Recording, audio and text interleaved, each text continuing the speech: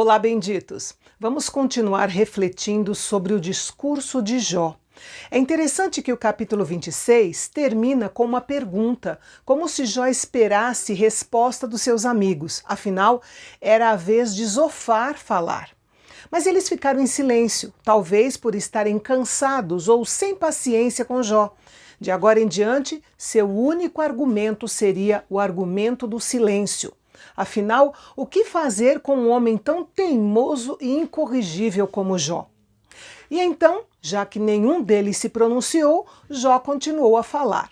E mais uma vez, ele se manteve firme na declaração da sua integridade.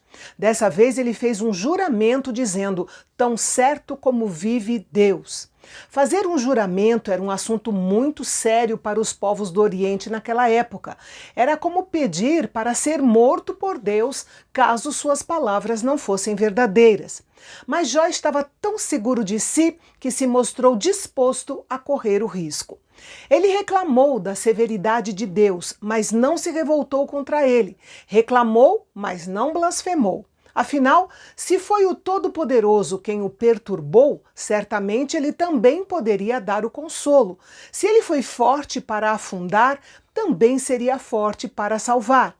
A palavra Todo-Poderoso tanto faz tremer, matando o orgulho, como também dá esperança, matando o desespero. Assim, Jó deixou claro que, enquanto vivesse, se defenderia e afirmaria sua integridade.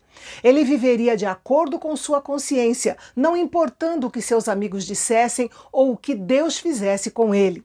Naquela época, no Oriente, onde Jó vivia, não bastava a pessoa acusada simplesmente afirmar sua inocência.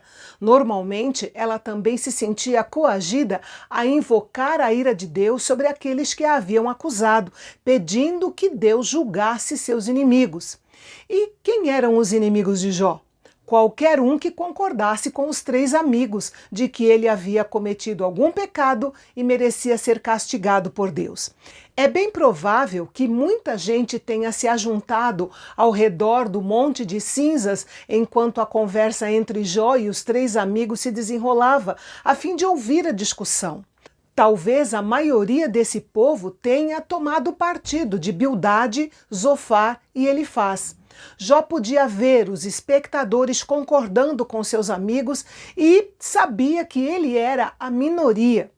As palavras de Jó parecem cruéis, especialmente considerando aquilo que Jesus e Paulo ensinaram sobre perdoar os inimigos. Porém, Jó viveu antes da lei de Moisés e, claro, muito antes do Sermão do Monte.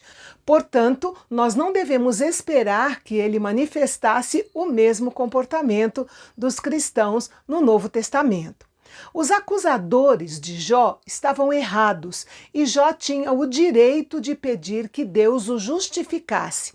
Na verdade, Deus era o único que podia provar que Jó era inocente. Seus três amigos o acusaram várias vezes, enfatizando qual era o destino terrível daqueles que pecavam contra Deus. Jó apenas retrucou as acusações usando as mesmas palavras. Na sequência, Jó manifestou uma profunda frustração com a falta de compreensão dos seus amigos. Eles afirmavam conhecer a Deus e os seus caminhos, mas analisaram a crise de Jó de maneira distorcida e absurda.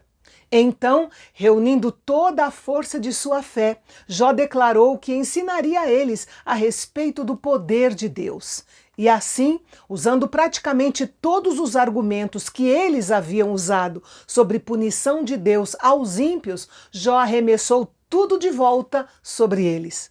Jó usou as mesmas imagens que eles usaram e fez isso de propósito, a fim de lembrá-los de que era melhor terem cuidado com o que diziam, para que não acabassem proferindo o próprio castigo. Note que em nenhum momento Jó nega a justiça de Deus. A discordância entre ele e seus amigos não é sobre se Deus é justo ou não. Era sobre como a justiça de Deus era vista em eventos particulares, especificamente nas experiências de Jó. Essa descrição da porção amarga do homem ímpio, feita por Jó, incluía muitos aspectos que se aplicavam à sua própria crise.